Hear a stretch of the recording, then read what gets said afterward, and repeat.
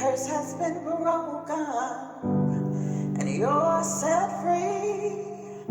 You're no longer bound. You got the victory.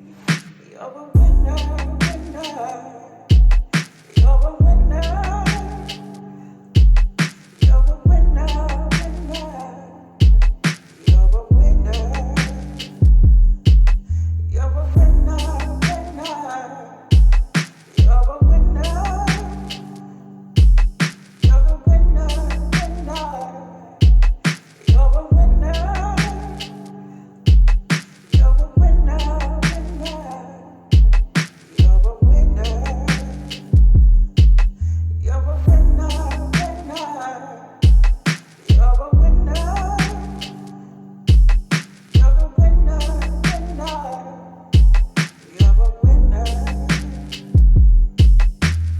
You're a winner, winner. You're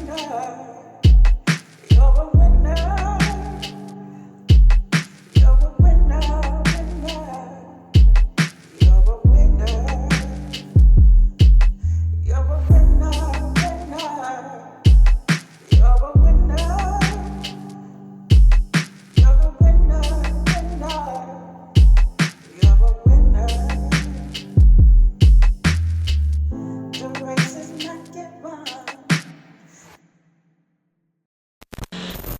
You shall not bow down to them or worship them, for I, the Lord, your God, am a jealous God, punishing the children for the sins of the parents to the third and fourth generation of those who hate me.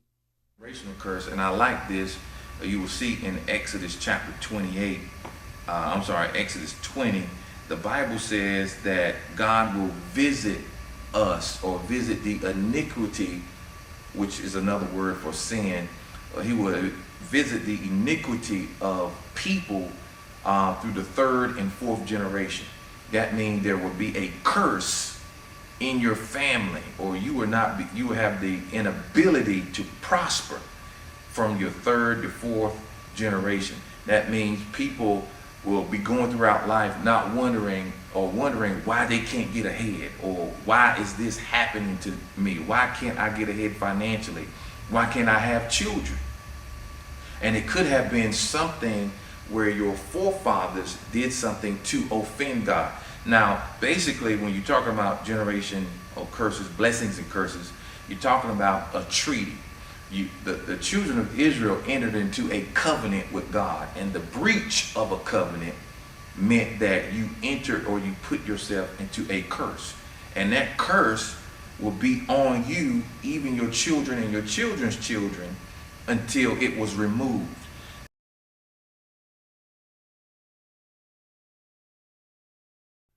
Patterns in thoughts and actions that are repeated over a course of generations that keeps an individual, family, and community from living its highest potential in any area of life: financial, health, spiritual, emotional, and educational.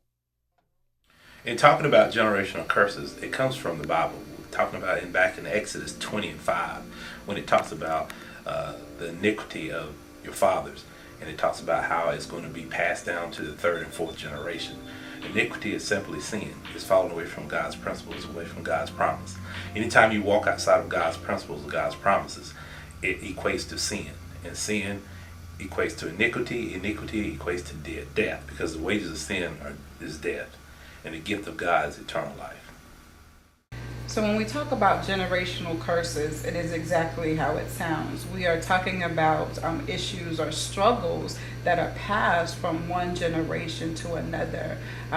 It has been referred to as what's called sins of the father, because in essence it is struggles or issues that our forefathers have dealt with, but they have not dealt with, or they have not done anything to end it or to get better from it. So again, it just keeps going from one generation to the next generation. But the thing about generational curses is that they don't have an eternal impact. So in other words, in essence, you cannot go to hell for a generational curse. But what it does, it impacts the person's day to day. So it impacts their quality of life. It impacts their ability to be successful or their ability to achieve the maximum benefit from life, because they're always struggling with that. They're always going through with that. They're always going through kind of like a cycle of trying to get out. And then in some cases, they're not even trying to get out. You can also see it as a learned behavior, because in order for it to pass from one generation to the next, what is ultimately happening is that someone is in the presence of another person being impacted by that struggle or being impacted by that issue. And so they learn that. And so that behavior or that issue or that struggle now seems to be okay, because that's what my mother did, or that's what my grandmother did, or my father or my grandfather. And so then they continue on that cycle until it comes a place where somebody says, look, I have to do something to stop this, simply because they want greater out of their life, or simply because they want to pursue life on a greater level. And so in order to do so, they have to end the generational curse. But they have to end it in a way that it doesn't have the possibility of returning. Generational curses. My father used to say, he had a saying, and my mother would echo this too. He would say that ontogeny recapitulates phylogeny. Latin for kind produces kind. In other words, you can't plant peas and expect to get corn.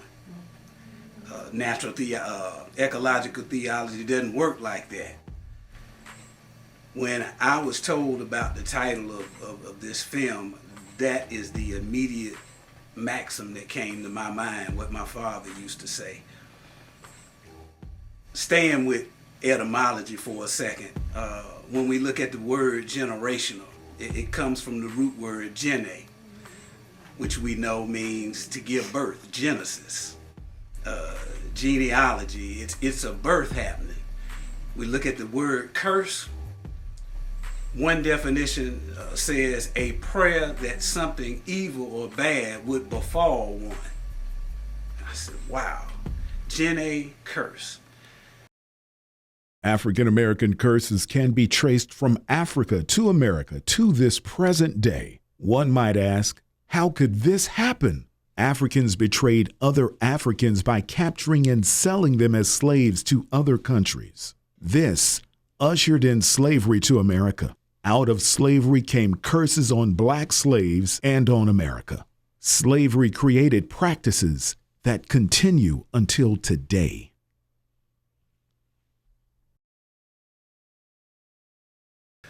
To diagnose and solve any problem, it's a necessity to go back to its root. As it relates to African American males in America, in this locale, in the diaspora, we have to go back to the advent of slavery.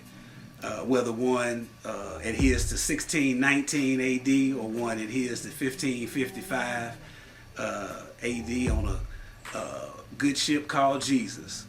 When slaves were brought to these shores, well, actually before that, in the Middle Passages, the beginning of the making of the curse had started. I could jaywalk through history back before that to Gorée Island in Senegal, or Cape Coast Castle in Ghana, or and we could look at the origin of the generational curse. In these slave castles, for example, there was the so-called breaking of the horse. It is given a metaphorical definition as the horse is being broken. So in these slave castles, the foundation and preparation for the future slave, because you got to remember, we're taking a royal line. Not that everybody was literal kings and queens, because who were the subjects? But if you're looking spiritually, this is a land of kings and a land of queens. We're talking West Africa, the so-called Gold Coast. So to take a human cargo, as it would be called, and reduce their humanity down to a slave level, there has to be a breaking. So when these slaves were bartered and corralled in these castles, I visited Cape Coast, for example, they had rooms that were dedicated to the making of the future slave, and it was where that human being was being reduced to what we would call chattel. So this slave was being made. This slave was being, through operant conditioning, this slave was being taught, you are the subject of your master.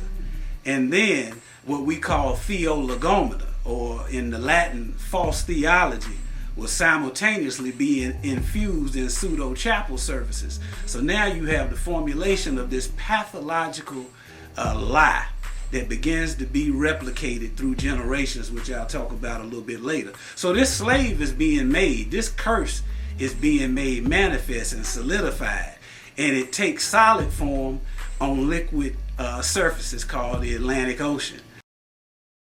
Operant conditioning is a type of learning where behavior is controlled by consequences. Operant conditioning are positive reinforcement, negative reinforcement, positive punishment, and negative punishment. Before you could break down generational curses, we need to explore what they look like. There's many generational curses. Let's focus on these 8. Premature death, drug addiction, domestic violence, physical abuse, mental illness, broken relationships, sexual abuse, health issues, and criminal behaviors. How do we define premature death? Premature death occurs before a person reaches an expected age 75. Many of these deaths are considered to be preventable. I'm going to read a scripture from Exodus, the 34th chapter, the 7th verse. And it says that God visits the iniquity of the fathers upon the children and the children's children to the 3rd and 4th generation. And this particular scripture is really interesting to me, because if you were to listen to the scripture alone, you would think that anything that your father did or your grandfather, that those same sins would visit you as a child. And in a sense they do. And so we have something called familiar spirits. So when you have a father or someone in your family and they've had certain sins in their life, for example, someone could have died prematurely, and that premature death could be a result of something in their home or something, murder, and that murder could follow them and their children and children's children. And what happens when those situations come, that's a familiar spirit, and it would visit each child, but that child would have to make a decision to either continue with whatever that generational sin was, whether it was drug dealing or whatever caused that murder. They would continue that. My dad died at 57. We had just moved my sister Jennifer to college, and my wife, and my dad was on the way back and his back was hurting. So, we go to the hospital when we get back to Duplin County, and he goes in and they really didn't find anything. When we come back, this is on a Saturday night. I was 25 at the time, and that was the only time in 25 years I know he did not go to church on a Sunday. We leave Sunday night going back to the Rocky Mount area where my wife and I live, and we get a call Monday morning from my uncle, said my dad had passed away. So I'm immediately went into shock, not realizing what shock was. But even through all of that, I just wouldn't let it go. I wanted an autopsy done. I wanted all these things. I wanted to find out why a man at 57 lays down one night and doesn't wake up the next morning. Well, when I finally got the autopsy report back, still didn't have a lot of knowledge about health then. That was 1991. It was probably 2005 or 6 before I really got into health and started understanding. Well, when I looked at it, he had calcification of tissue. And so even recently, things with my back, and I got diagnosed with having calcification on my spine, your mind starts wondering. That's how the enemy does. So I said earlier, as a man thinketh, so shall he become. So when we're thinking that, man, calcification, my dad was 57, I'll soon be 52, so things go through your mind. But it only went through my mind for a little while, because I wrote down when I was diagnosed, I said, this is what the date I was diagnosed with. I was diagnosed on this date with this disease. I've got a blank space when it will be healed. So I say that to say that a lot of things occurred. Years later, after my father passed, we found out there was contamination in the water down at Camp Lejeune. And my dad was a big water drinker. He had an Andre the Giant mug, and he drank water every day. Well, as I learn now, water that he was probably drinking, contaminated, probably caused a lot of calcification. So it's somewhat put my mind at ease, because I dealt with that for a lot of years. Still do. The water contamination problem occurred at Camp Lejeune from 1953 to 1987. During that time, United States Marine Corps service members and their families living at the base bathed in and ingested tap water that was contaminated with harmful chemicals at concentrations from 240 to 3,400 times the levels permitted by safety standards. An undetermined number of former base residents later developed cancer or other ailments, which many blame on the contaminated drinking water. Victims claim that United States Marine Corps leaders concealed knowledge of the problem and did not act properly in trying to resolve it or notify former base residents that their health might be at risk. In 2009, the U.S. federal government initiated investigators into the allegations of contaminated water and failures by the United States Marine Corps officials to act on the issue. In August 2012, President Barack Obama signed the Janie Ensminger Act into law to begin providing medical care for people who may have been affected by the contamination. In February 2014, the Centers for Disease Control and Prevention found that the contaminated water at Camp Lejeune significantly increased the risk of multiple diseases, including liver cancer, kidney cancer, and ALS. So premature death as a generational curse. Sometimes, especially we see that a lot today with young men, and we see families really torn apart by premature death. I mean, it's interesting. We have a family reunion on the Hardy side of the family, and when I was just looking around and I saw that a lot of the older people at our family reunion were always women, the grandmothers, the aunts. All of my uncles are now deceased, and they're all around the same age. Some were younger. Grandfathers are gone. And so even I remember listening to T.D. Jakes speak about how when we go to family reunions and we're at events, we don't see a lot of fathers, grandfathers in those events because of this premature death. And we can even go back to biblical times where there was always these mandates to kill male children. My grandfather was basically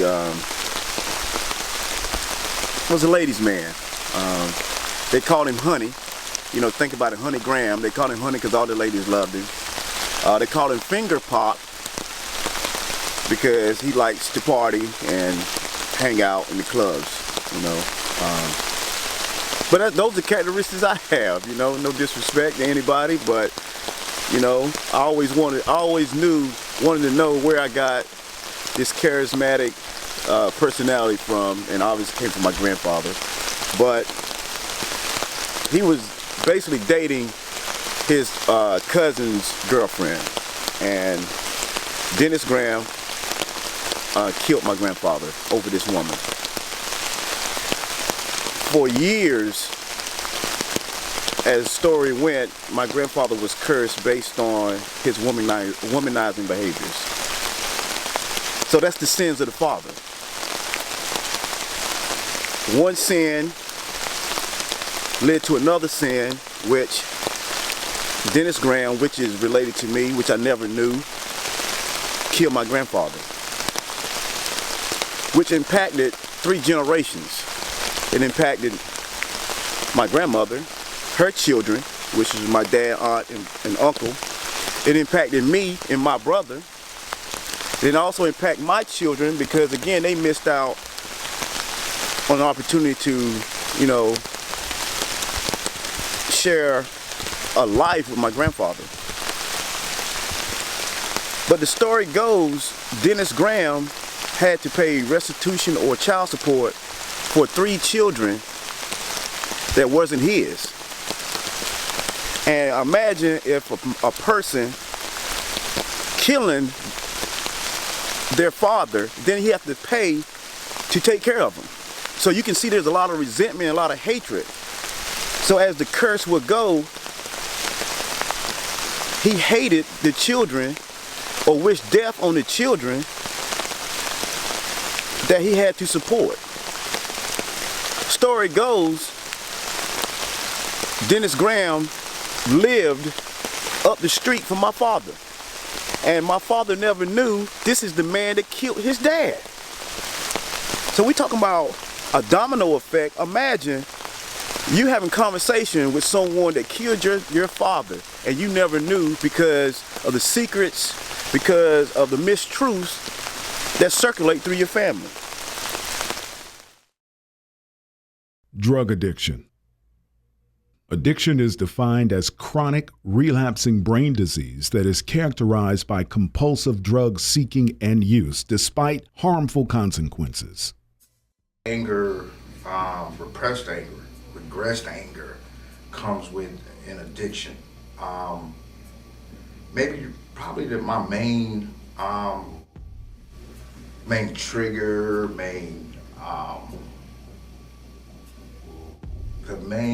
what's the word I'm looking for? One of the main factors in my addiction, anger. Anger, the biggest thing that I'm angry about, and it would relate to the last question. My father, that a lot of anger. Father died when I was a year old, and I never got to meet him. I never got to talk to him. Basically grew up trying to live an image of someone that I had never met personally. There's a whole lot of anger that comes with that. How can you be mad at God? I remember being mad at God. How angry. How can you take my father, and I have to grow up without my father? How can you do that? You're a loving God. You're an understanding God. Being angry with God. Another understanding now, the main relationship to be repaired in coming out of active addiction and being in recovery, a lifetime of recovery is repairing relationships. And my main relationship is to repair with God, to get over that anger that I have at God, without sounding blasphemous, but yeah, angry. There was a lot of drinking and everything that was carried on and everything in my previous generation. And my dad himself drank. And he drank all the way until, I would say, 3 to 4 years before he expired. He was not a alcoholic to the point to where as if being abusive or anything like that to my mom. I never saw it. He never done it. He went to work every day. He supplied every need for his family of 5, as well as his other 3 sons outside the marriage. But he was indeed a drinker. Okay? Now, me myself, I became not a drinker to his level, but I drank. And one of the things that I said was, well, you know, my dad did it. It was fun. You know, he was comical, you know, with his drinking and everything like that. But he drank. Right. And there was drinkers that he hit before his generation. But because I went into it thinking that it was the normal thing to do. It was okay to do. So I carried it on into to my generation. But I realized that I had a lot of anger at my children because they wanted to be adults. They actually wanted to grow up, and they didn't feel the need to hover around me. They did what I felt like they should do. But when the time came, it was hard to deal with it. That's when I went through probably another bad extended period of time of active using. There's active using, and then there's recovery. Active using is basically you're using drugs and alcohol to manage your moods and your way you feel. And then there's recovery, where you learn to depend on God and depend on other ways to manage these moods and negative emotions that you feel. But yeah, anger is the main one for me. And at the point that I learned to manage this anger and learn to use another phrase from secular 12-step, learn to live life on life's terms, and deal with these emotions, good, bad, negative, the sum total, the sigma of emotions, the sum total of all these emotions. And some days are good days, some days are bad days, but drug use isn't gonna make it any better. Immediate gratification, it'll plaster it over for a second, but it's not gonna make it better. So there's gotta be long-term, long-range objectives as far as handling anger. I am a byproduct of a father who was an addict. My father, I'm his only child. There's no other but me. He died with a heroin overdose with a needle in his arm. His brother was an addict. And if I go down, his brothers, they were addicts. I dated drug dealers growing up in Washington, D.C. So I was always around that environment. But because of the fact that, for the grace of God, I didn't get in that environment. What I mean was, I did not begin to take drugs. So I decided in my life, after seeing what it does to other people, that I was not going to allow it to hit me, that I was not going to walk through that journey. That would not be my story. That, yes, the story is I'm a byproduct of it, but I didn't get into it. And I stopped it there because I didn't allow it to plague my life by me becoming an addict. The spirit of anger is a spirit that causes people in certain instances to be angry above the normal. People are going to get angry. But then when there is a spirit of anger where it causes you to be confused, it causes you to stumble in a sense where you can't think logically because you get so angry, and it causes you to lose something. It causes you to lose your family, causes you to lose a relationship with your children, may even cause you to lose in your job, not succeeding, not climbing the corporate ladder because you can't control your anger. Domestic violence is violent or aggressive behavior within the home, typically involving the violent abuse of a spouse or partner. Physical abuse is any intentional act causing injury or trauma to another person by way of bodily contact. I learned that as of January of this year. So this is January of 2017, from January rather, up until October the 16th, which was a couple of weeks ago, that 62 women have lost their lives in the state of North Carolina it was like domestic violence homicides. And that immediately takes me back to what I kind of call the breaking point or the end point. When we talk about generational curses, mine would be domestic violence. And it's odd because it's not necessarily that I saw violence in my home, but I heard about it. I heard the stories from my mom. I heard the stories from my grandmother, but they presented the story in a way as if it was okay. Even as they're telling you about broken bones, and I'm hearing my mom talk about having her ribs broke to the point that she has to stay in bed, but she doesn't seek any help. But she stays. And she's saying it like, that's acceptable. Like, men will be men, and that we as women have to accept that. There's a great movie called Birth of a Nation. Well, here we have the birth of a slave. So it's being imprinted on the DNA of the slave, of who you are and what you are. Behavioral scientists will tell you that, as the scripture says, as a man thinketh, as a woman thinketh, so are they. So this teaching and this operant conditioning is now gelling into this new human being. A birth has happened.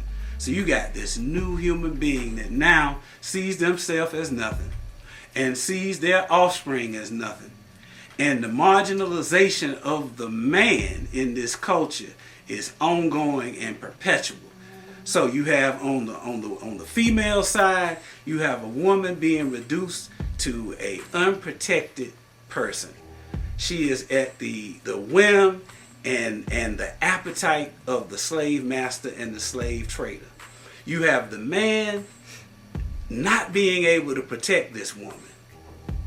So I think that the origin of our relationship issues, if it's not dealt with in the lens or the context of the psychological damage of slavery, then all of our singles conferences, all of our relationship conferences go to naught, because we are remiss when we discount the historical psychological damage that happened.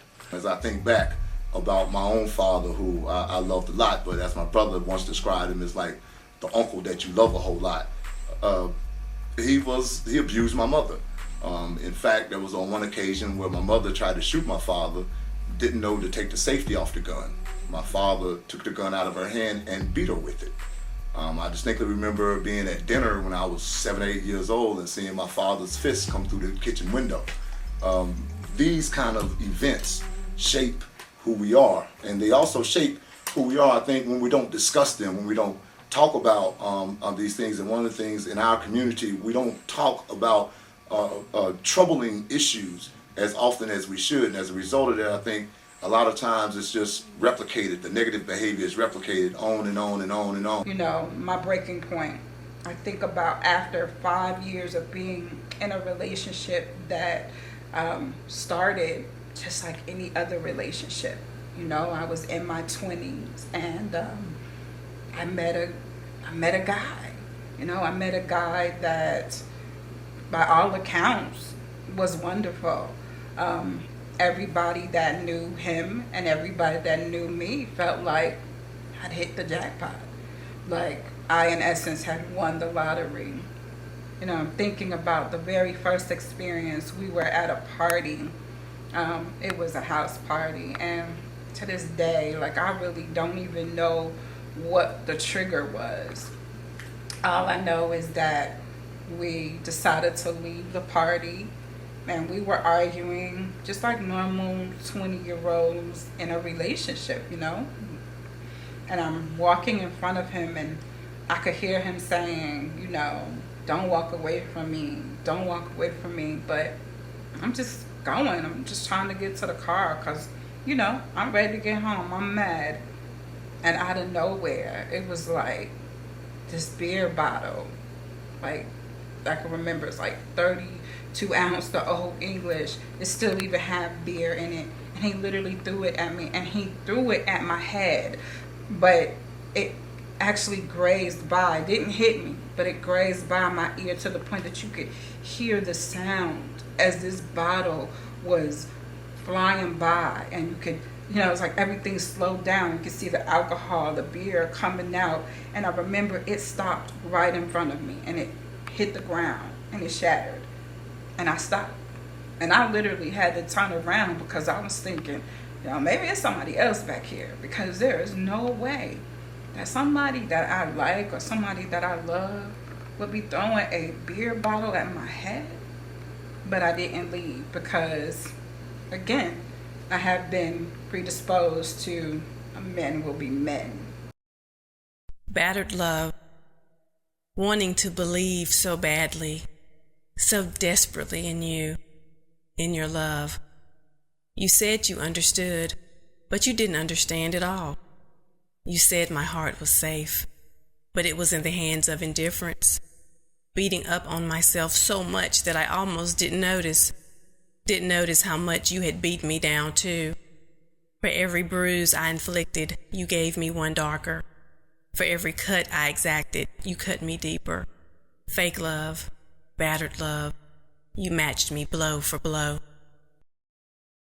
I remember one day it just got out of hand, you know, and he just was punching me. And I remember falling on the couch and just was like, I can't take it anymore. And I wasn't thinking about really trying to fight back.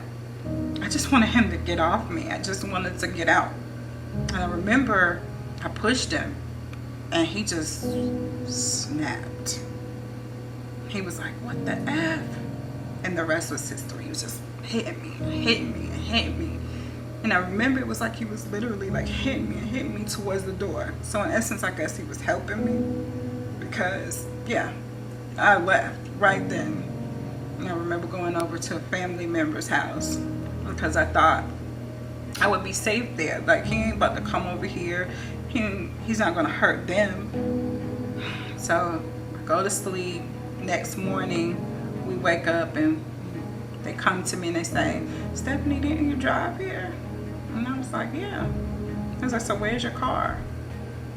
I go outside, it's like 6, 7 in the morning. And my car is literally gone, like vanished. By then, I knew I wasn't gonna fight this fight anymore. I just couldn't fight this fight anymore. So I called my dad. And I began to tell my dad just a little bit. I didn't even tell him everything that had been going on for the entire course of the relationship. Just gave him just enough. And within the hour, my father was there. My father and my mother. And I remember my dad was gone like all day. And about 6 o'clock that evening, my father comes back. And he's like, come with me. As soon as he says it, my mom was like, call the sheriff. So they call the sheriff, and my dad takes me to this road. And it was like they had started to pave the road, but I guess because there weren't any houses, there was nothing there. It was like literally the road cut off, and there was nothing but woods. Like, I still see it to this day. It was nothing but woods. There's no way I would have ever found that back there. And then you look off into the woods and you see my car in the woods. And then the worst part is you look past my car and you see his car. The person I was in the relationship, you see his car, which means that he stayed there all day and he waited for me. So my dad tells me, get out, go get in your car. So as I step out onto the road, now the sheriff is pulling up. I step out onto the road, and the person I was in the relationship with, he gets out of his car and he goes to the trunk. And I'm like so afraid at this point because, listen, let's just be honest. The sheriff is here, my dad is here, he already at the trunk. There is nothing that's gonna stop him from shooting me. There's nothing that's gonna stop him because I'll probably be like everybody else. He's probably gonna shoot me and shoot himself too.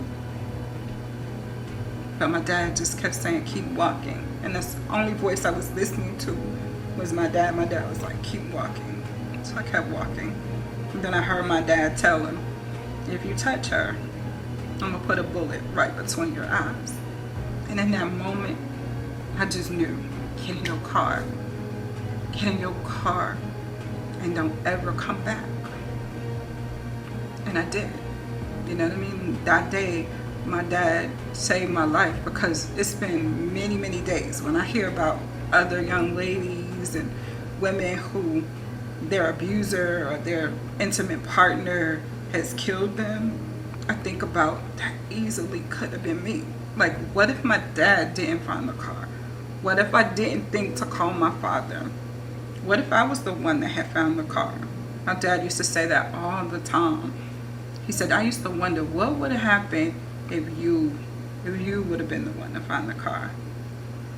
I'll never know, but I probably would have been just like the other 62 women this year. Mental illness. Mental illness refers to a wide range of mental health conditions, disorders that affect your mood, thinking, and behavior. Examples of mental illness include depression, anxiety disorders, schizophrenia, eating disorders, and addictive behaviors. I noticed when I was younger, especially as a teenager, that there was something going on with me. I couldn't really put my finger on it, and then trying to talk about it, of course, you were kind of shunned to not talk about things like that. You're just, dealing with something, you need to get over it. That type of attitude, because again, it's stigmatized as something's wrong with you, so you just don't deal with those things. As a teenager, it was kind of more labeled as angst, teenage angst. As I went into college, I, of course, a little more mature, a little more knowledgeable, started recognizing the symptoms that I had were going on with me, and I realized that I was dealing with some depression. It took a long time to admit that, and it also took a long time to actually be able to come home and say, this is what is going on with me, and I need you to hear me, and I need you to listen to me and accept this, because from the things that I had experienced as a child,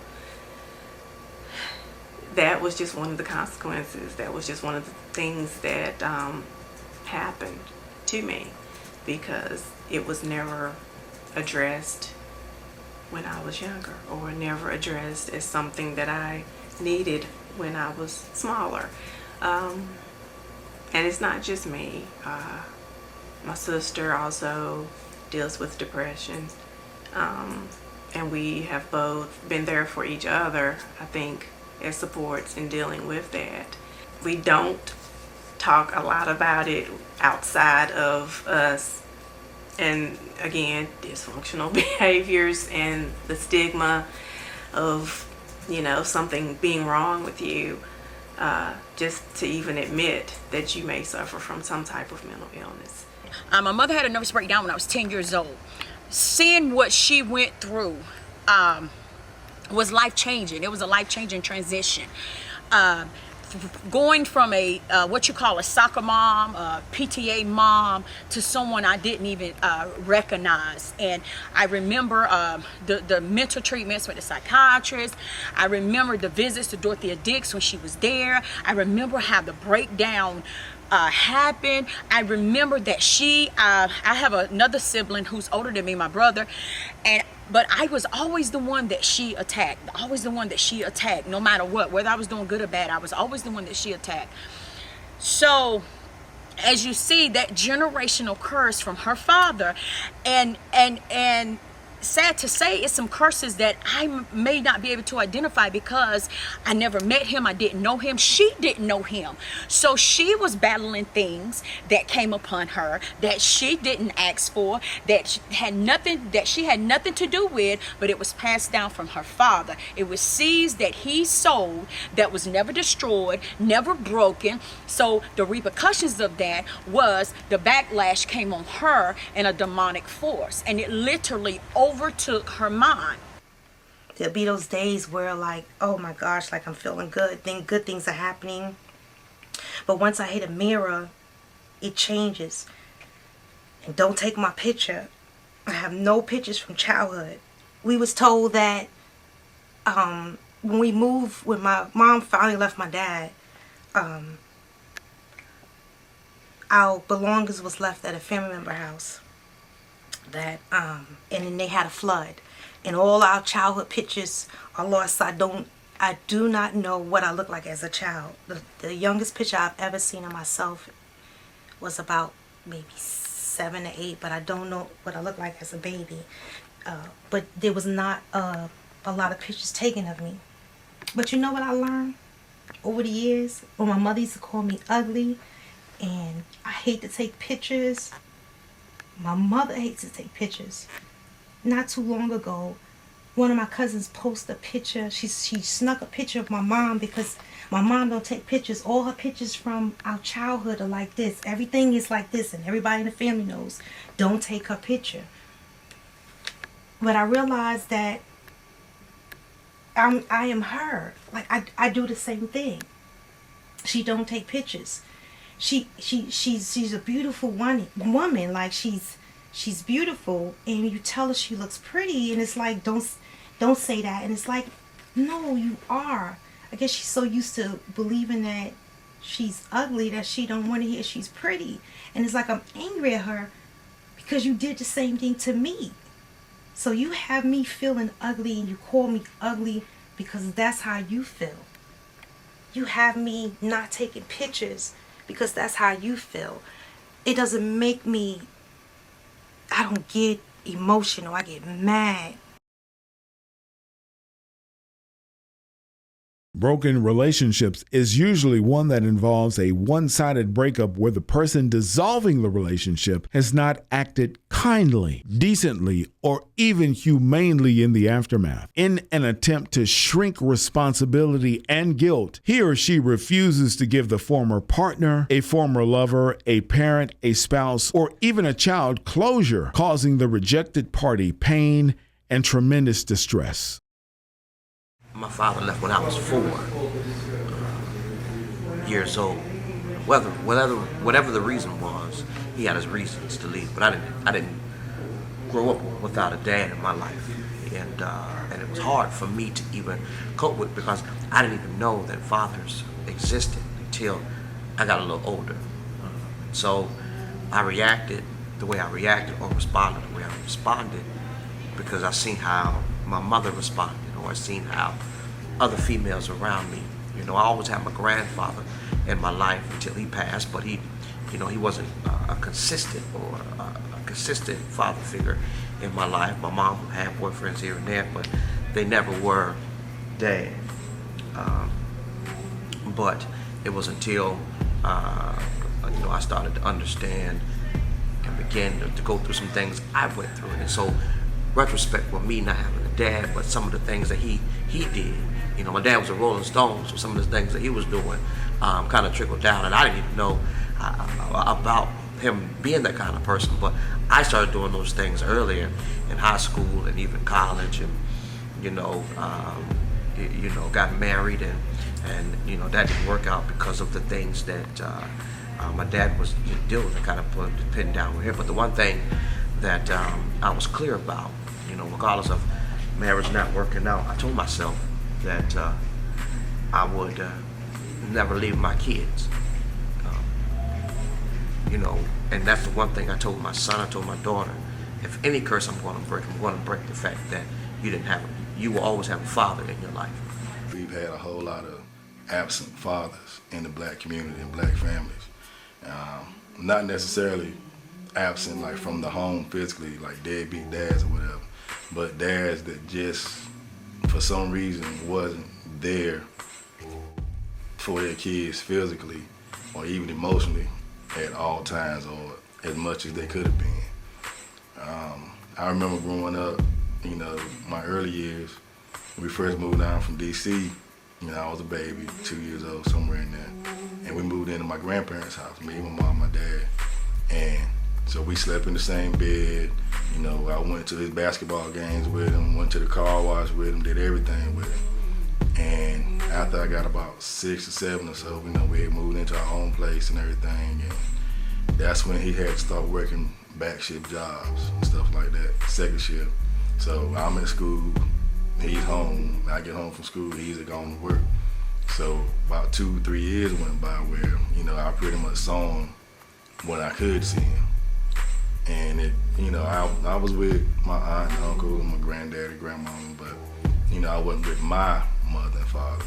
And when I got about 10, I asked my mom, could I have a key to the house so I could just start staying home by myself. And I actually at that point would rather be home by myself than to be with anybody else and their parents. And so during that time, I always told myself, when I get older, if I ever had kids, I would never leave them if I could help it. I, at the age of 12, realized that my dad was seeing another woman, and the other woman just happened to be the person my dad would tell us when we went over to play that they were cousins, and she was our aunt. And one day, running outside through the woods playing with what is now my brothers and sisters, it was like the light came on, and I realized that those cousins were actually brothers and sisters, and that woman in the house with my dad wasn't my aunt. She was my dad's girlfriend. It completely shattered what I believed as far as relationships were concerned, completely shattered what I believed about my father, because he was the best thing going to me at the time. I used to go fishing at my father's girlfriend's house. He would take my brother and I fishing up in Mocksville. I'm from Statesville, North Carolina. Mocksville is about 30 minutes from where I grew up, and told us that it was our aunt. To this day, we call her Aunt Kathy, even though about 4 or 5 years before my father passed away at 78, we learned that Aunt Kathy was in fact my father's girlfriend, Kathy, who he had been with at that time for some 30 years. He always wanted a boy. His first child was me. I was a girl, so I became a tomboy. I played all the sports, I climbed the trees, I fought the boys. I did what I thought I needed to do to win my dad's approval and for my dad to love me. What the sins of the father oftentimes revisited on the sons, and I see this in my personal life. My father was, for lack of a better terms, a womanizer. I am a divorced male as a result of cheating on my ex-wife, and seeing how these things seem to continue to happen, not only in my family, but in many other families in the black community. It's easy to dismiss it as just rambunctious male behavior, but I honestly believe that oftentimes this is something that's deep-seated in us, that we do things that our previous generations did, sometimes unbeknownst to us. I remember being mad at my mom because, Mom, you stayed, you should have left. Why would you do this? Why would you stay with somebody who doesn't want you? And guess what? I was doing the same thing. I have been entertaining a young man for years, knowing that he's not going to commit to me, knowing that he's only going to give me so much. I used to say, and I'm embarrassed to admit that this was my prayer to God. I would always pray and I would say, God, thank you for everything you're doing. Thank you for blessing me. I've had houses, I've lost houses. I've had cars, I've lost cars. I've had money and I've lost money. But I've never had a love of my own, a man that I could call my own, that I didn't have to share with anybody else. And I found myself praying, saying, God, thank you. I know you can do everything. But the one thing that God can't do is bless me with a man that's going to love me. And that is the one thing that I desire more than anything else. All the success I have, I don't have anybody to share that with. I don't have anybody that's totally mine. And I get upset with myself because I know that I'm a great woman. I know that I have a lot to offer. And not just materialistically, but what I bring to the table as far as loyalty, as far as companionship, as far as support. Those are all things that I bring to the table that I want somebody else to bring to the table for me. A couple of years ago, this guy that I met through some mutual friends, we started hanging out, and I knew his reputation. He was a ladies' man. I knew his reputation. And we started hanging out, and at first it started out with business, and we're discussing business, and then it became dinners at his place, and he's cooking for me. I'm a fat girl inside. I love to eat. He's cooking for me, and we're sitting at the dinner table one night, and he looked me dead in my eyes, and he said, Jennifer, I really like you. He was like, I like you so much that I'm gonna move you up to my top 5 and I'll put you in the rotation. And I just sat there. And in my mind, I thought I said, absolutely not. No, we're not doing this. And I probably even said it out loud. But guess what I did? I settled for it, thinking that I'm going to be the best one in this rotation, and he's going to accept me, and he's going to be there for me, and I'm going to be there for him. happen like that. He was honest about the fact that he was seeing other people. He was honest about the fact that I was going to be in the top 5, and I eventually made it to the top 3. And then one day I was just like, this is crazy. I'm Jennifer Michelle. This is crazy because I'm repeating the same behaviors that my grandmother did, that my grandfather, that my dad, that my mom. I'm repeating those same behaviors. And I refuse to do that anymore. I always thought I had to sleep with someone in order for them to love me. I had to sleep with them in order for them to love me. I had to give them my body. Why are you thinking this way? What caused you to think that way? And what happens is you end up passing that thought, that ideology to your next of kin or somebody around you, and everybody in your family thinks that way. So you end up into a situation where you get into sex before marriage, having babies out of wedlock. I mean, all these things begin to happen only because the way somebody thinks. Sexual abuse. Sexual abuse is defined as unwanted sexual activity with perpetrators using force, making threats, or taking advantage of victims not able to give consent. Immediate reactions to sexual abuse include shock, fear, or disbelief. Long-term symptoms include anxiety, fear, or PTS, post-traumatic stress disorder. While efforts to treat sexual offenders remain unpromising, psychological interventions for survivors, especially group therapy, appears effective. Grandfather on my mother's side, it would have been my great-grandfather, my mother's mom's father. And he used to abuse my grandmother sexually and her sister sexually as well. So both my grandmother and my grandmother's sister were abused by their father as well as their brothers. I know when I was 2 years old, my grandmother had committed suicide behind it.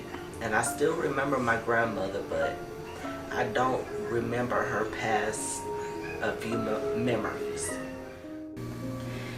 In my early 20s, my oldest sister, she sat my mom and my 2 other sisters down, and she told us that my uncle had been sexually abusing her. We always wondered why she was so distant. You know, some people like to call her different because she wasn't as outgoing as the rest of us. She always was very reserved, very shy, didn't want to be involved in a lot of family activities. But once she sat us down and explained to us how my uncle had been victimizing her, it gave us a better understanding. Never really paid much attention to was my stepfather.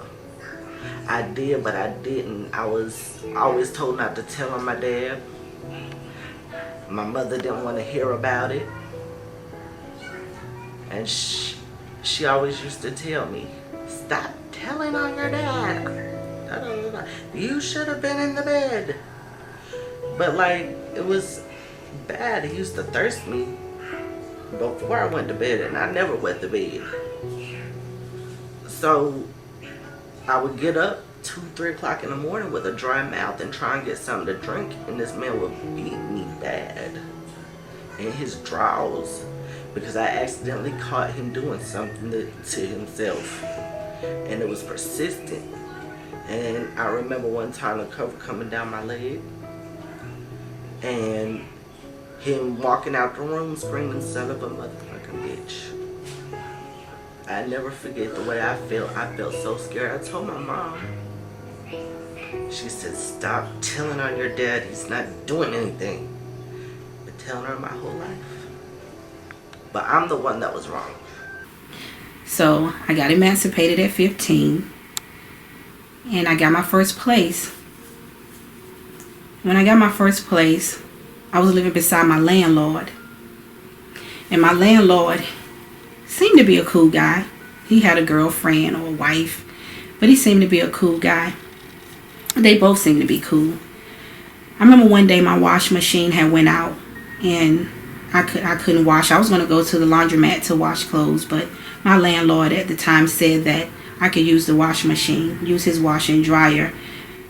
He'll put an extra $25 on the rent. I felt like that was good for me. It was right next door, and I had 2 small children, so I didn't have to lug them around and take them to the laundromat. So I go over there to start my first load of clothes one day, and him and his wife was sitting on the chair, and I went on in the kitchen. And the wash and dryer was in the kitchen in the older houses, but I went in to start my load, and I let them know I'll be back in about 25 minutes. I was giving the washer time to finish up. I went back home, which was next door, to gather up my other load and to come back over. When I went back over to start the next load, I knocked on the door, and it seemed like the voice was kind of off. It wasn't like in the living room where it was before when I went there. It seemed like it was off. But I knocked on the door. He said, "Come on in." I went in, and I just let him know it's me. I just come to start my next load. And I go in the kitchen to start my load, to get the load in the washing machine to put it in the dryer. As I'm bending down to shake the clothes and put in the dryer, I felt like 2 hands come and caress me like so. It shocked me. I was very shocked. And when I turned around, my landlord was standing there naked. So I'm thinking now, or in time, that he had thought this out. And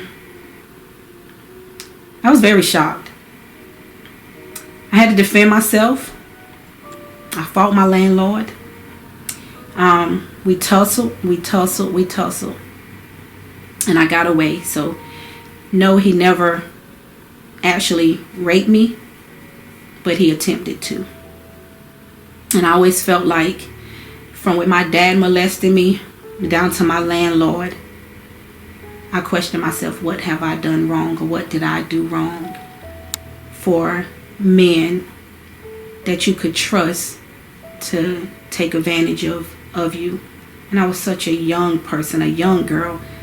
So what if I had children? It didn't mean that I wanted my dad to molest me, and it didn't mean that I wanted my landlord to rape me or attempted rape. So from there, I just feel like my trust in men has been affected drastically.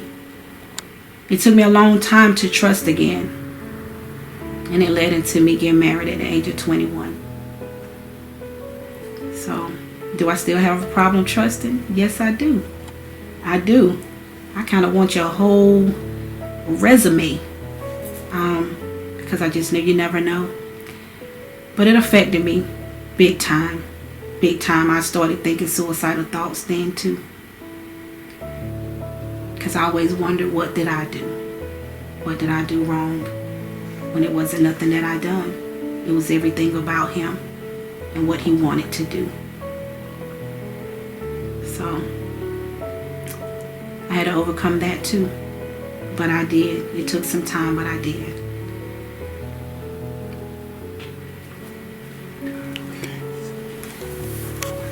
What? No, talk to me. He's gonna edit this. Talk to me. Thankfully, the landlord was not able to follow through because he later died from AIDS. How it would affect you, your children. Okay. Once again, do I trust men? Did it affect me? Yes, it did. And thankfully, my landlord didn't follow through with the rape, because later on, my landlord died of AIDS. Health issues. Health issues is any physical damage to the body caused by violence or accident or fracture, etc.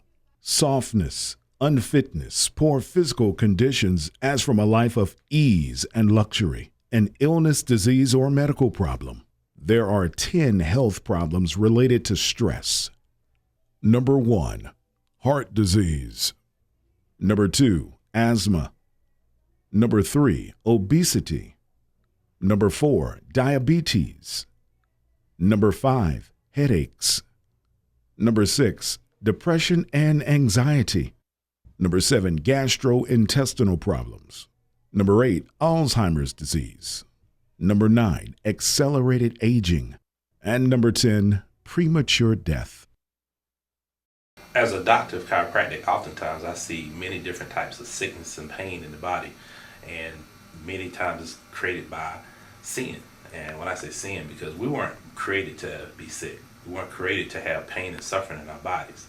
That's why Jesus, the Savior of the world, he came into this world to relieve man or to redeem man from sin, and sin is iniquity. So he did that by allowing us to crucify him. And they beat him, so he actually was sick, because anytime you're injured, that's a type of sickness. So he was beat, he was bruised, he was beat by cat o' nine tails. They ripped the flesh from his body. He bore those iniquities for us. Now, as a physician, I see many different types of iniquities caused by accidents, caused by injuries, caused by improper lifting, caused by improper techniques in sports. I see all those types of iniquities show up in my office. So my job is to connect with that patient and to turn their iniquities from pain and suffering into healing and prosperity. How did these generational curses come about? And so specifically talking about health. So even in our family, the Hardy family, there's been a lot of health issues. People have died with various forms of cancer, diabetes, and just heart attacks. And so there are things that even people don't realize that's generational. Many of the generational curses I deal with as a chiropractor are some of the arthritis that a person may experience. When I say arthritis, I'm talking about arthritic type conditions in the body. You're talking about gout, you're talking about rheumatoid arthritis, you're talking about sarcoidosis, you're just talking about general arthritis all over the body. And when I see these cases, oftentimes, not saying that the person has sinned, but it's just some family trait that they have acquired that causes these conditions to proliferate in their body. So many times by the time I see them, I'm normally the last resort for their health care or their healing. So I will see these conditions. Of course, I will approach them. Many of them, each person is different. I'll approach them differently. You have to look at not only their neurological health, but you have to look at their rest. Are they resting? Are they eating right? Are they exercising right? Is their mindset right? These are all important factors when you're dealing with pain and sin and sickness. One of the things my mother said, that even while they were sharecropping and, they would kill hogs and, get the meat and things like that, even back then, one of the people they were killing hogs with told them that certain part of this hog is not good for human consumption. And that was a Caucasian man. Well, I said in my household, we didn't eat a lot of, frankly, my mom didn't cook pig feet and pigtails and chitlins. And people look at me now, well, you must didn't grow up in a black household. And yes, I did. The eating of the pig. God specifically instructed his people not to eat pork and shellfish. In the Old Testament, God warned us that the pig was cursed and was an unclean animal. The pig is a scavenger and not meant for human consumption. If we know our history, we know that slaves were fed scraps and leftovers discarded by the white masters. Slave owners reserved the best nutritional foods for themselves. Slaves were given what was left of the animal remains once they picked through the food. As survivors, slaves took what was given to them and made meals for their families. However, this style of cooking was birthed out of survival. Since then, we have passed these same dishes from generation to generation without realizing that this style of cooking is killing us slowly. I went for my my physical, and I go to a PA. So I go see Dr. Hennessy after I get my lab work, and she called herself gonna have the bigness talk with me. She sits me down. She said, Miss T, your BMI is just way out of whack. She said your cholesterol is up. You got the high blood pressure and you're pre-diabetic. I need for you to get yourself together. She said, I need you to walk. And I said, well, you know, I took that kind of offensive. I kind of looked at her kind of indignant because what I had to tell her was, honey, I walks with the Lord every day. So you can't tell me I'm not walking, because that's what I do. I walk. Criminal behavior. A normative definition views crime as violent behavior that violates prevailing norms, cultural standards describing how humans ought to behave normally. One proposed definition is that a crime or offense or criminal offense is an act harmful not only to some individual but also a community, society, or the state. Such acts are forbidden and punishable by law. Some people look at prisons as a family reunion. You go to prison, you get to see your uncles again, you get to see your aunts again, you might get to see your daddy again, or might finally realize who is your daddy in the first place. And that's sad, but that's something that's been happening for a very long time. And what I need my people to do, when I say my people, people of African descent, is to understand how this is also something we have to address within our community. We can't point the finger externally without looking internal and saying, what are we doing as a people? What are we teaching or not teaching that needs to be taught that's perpetuating this, what I would call, nonsense? I'm trying to basically break the cycle from my kids going down that same road that I've done, been down, being incarcerated or staying in trouble. Me, myself, and I've been through 2 incarcerations, you know, 3.5 years here, 8.5 years on my last incarceration, and I just feel like my main focus right now is to be able to help someone, be able to help my family, you know, and just stand on top of my kids, you know, and letting them see that I can be that greater example for them not to go down that road again, you know, to be in trouble in court with different things, you know, because I had uncles and that's have been not really incarcerated, but been in trouble for various things or being locked up. You know, my dad even got locked up in the county jail before. So, and that cycle continued and continued and continued until there's someone that come along that can break it. The curse could be summed up by the Willie Lynch letter, which, whether it's apocryphal or accurate history, you know, there's a great debate amongst African American historians about if the Willie Lynch letter was real. In my opinion, it doesn't matter, because the manifestation of it is living and evident with us today, where slaves were reduced and pitted against each other, the light versus the dark, the male versus the female, the old versus the young. This is the conditioning, this is the reduction, this is the making of a slave that creates the free labor for 400 plus years. This is the curse solidified. There are also issues in families. That includes issues with underemployment, meaning you have a job, but you're working really hard and not making enough money to pay the bills. Also relationships and families. What it means to be close to your family, but not close enough to be able to have conversations about struggles. Conversations about mental and emotional concerns.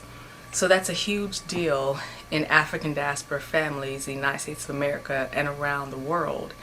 What it means when children are taught that there's some things you just don't discuss.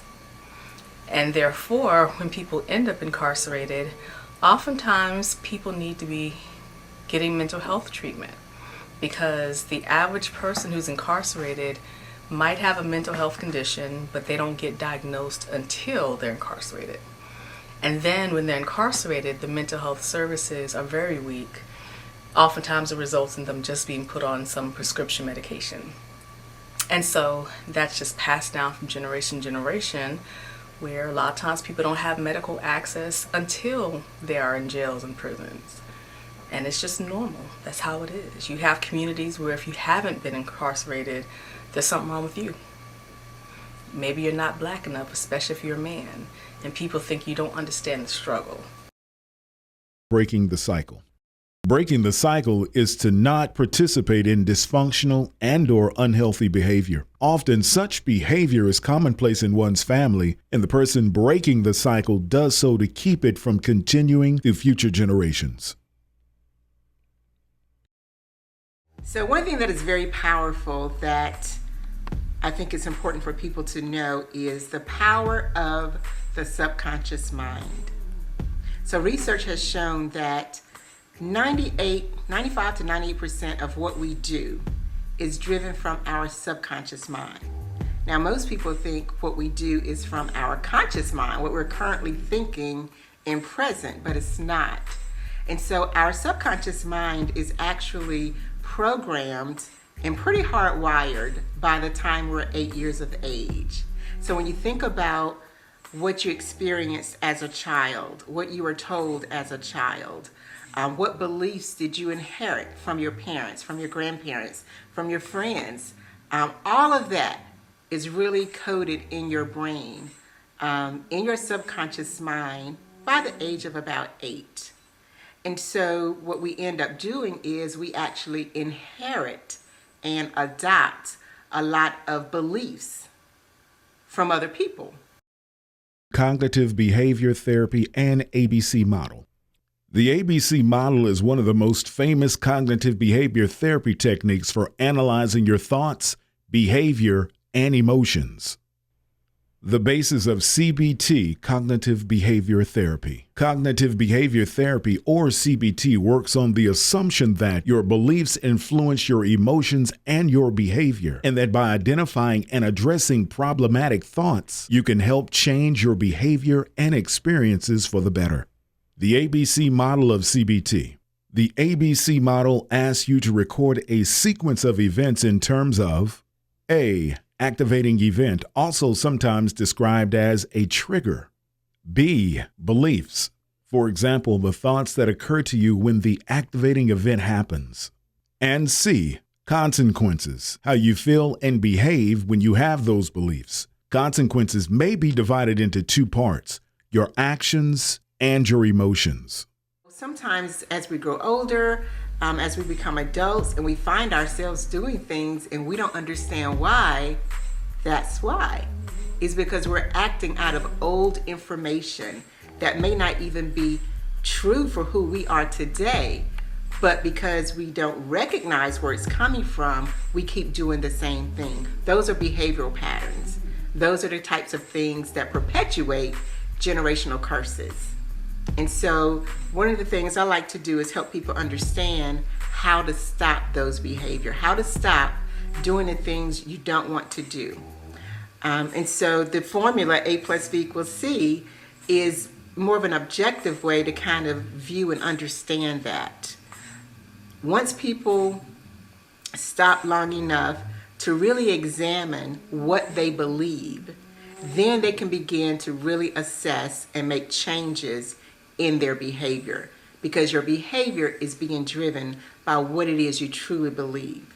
Everybody in our family is suffering from the same illness, and then that's cause to take notice that something is not right.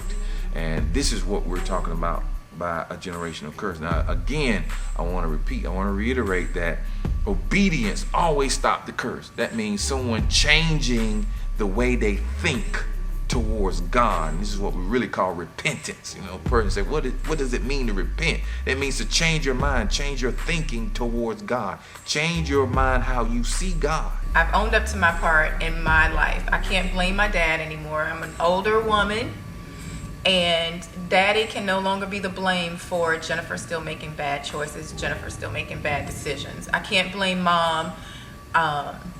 Can't blame anybody but myself, because I am accountable for me, and I am determined to break that curse. I am determined to be in a loving relationship, and that starts with me. So if I never get married, guess what? I'm already successful. I've already broken the curse, because I love me, and I'm going to do the best to be committed to giving myself the best. I believe in living life abundantly, and that is including my relationships. Never knew this guy. Never knew my grandfather. but I'm just like him. I have all the characteristics of my grandfather, but he died from his mistakes.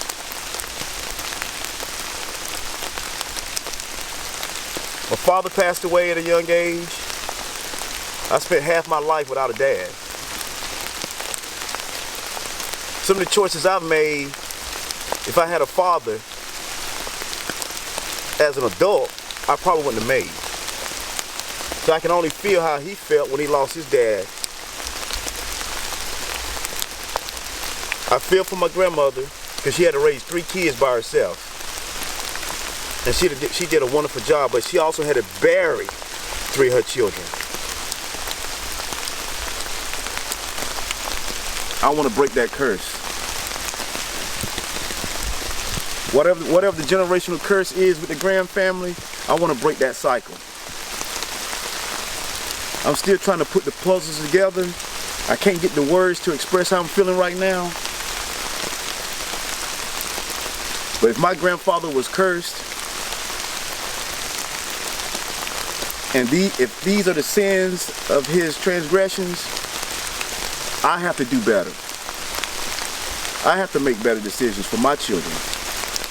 I have to educate them on their past history. The cycle can be broken. Premature death, mental illness, addiction, domestic violence, sexual abuse, financial woes, broken relationships. We can break these cycles. We can break the generational curse through education, through therapy, through awareness. It can be done.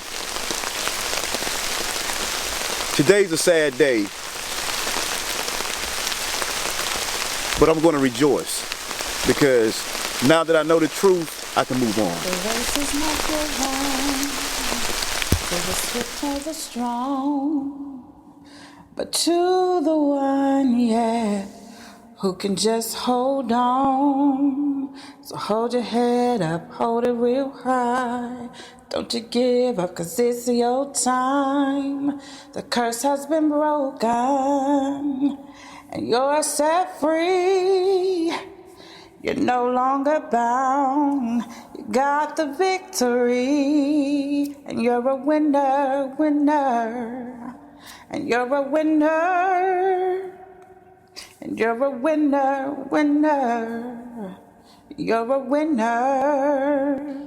The race is not given to the swift nor the strong, but to the one, yeah, who can just hold on. So hold your head up, hold it real high. Don't you give up, 'cause it's your time. The curse has been broken, and you're set free. You're no longer bound. You got the victory, and you're a winner, winner. And you're a winner. And you're a winner, winner. You're a winner. And you're a winner, winner. And you're a winner. And you're a winner, winner. You're a winner.